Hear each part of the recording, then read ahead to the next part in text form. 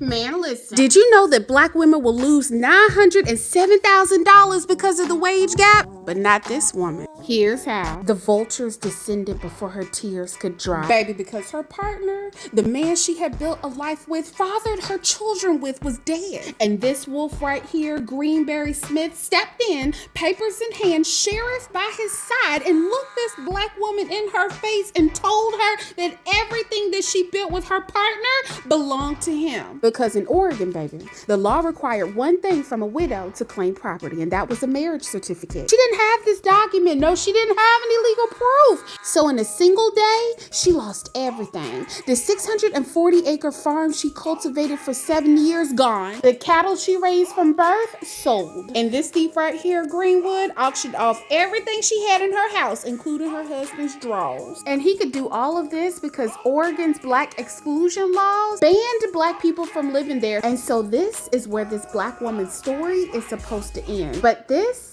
is not most stories. They tried to bury her, but didn't know she was planted. This month, I continue to tell our stories through the lens of AI. So in 1854, after 1 year of living in poverty with her kids, Miss Tish took Greenberry Smith to court. Because she was a black woman, the courts refused to recognize her as a wife, but that meant they also couldn't recognize her as an heir. So if she wasn't a wife, then she must have been a worker, and workers get paid. So she sued the man who stole her farm for wages, and she demanded payment for 7 years of unpaid labor, working the land, raising the livestock and the kids, and running the household. The total, $7,400, baby, which is worth $300,000 today. And here's the irony. Because if the courts had recognized her as his wife, she wouldn't have been able to sue at all. Because wives don't get paid for housework. But since they refused to call her a wife, they gave her a loophole, and the judge agreed. And Greenwood was ordered to pay her $300. Not quite the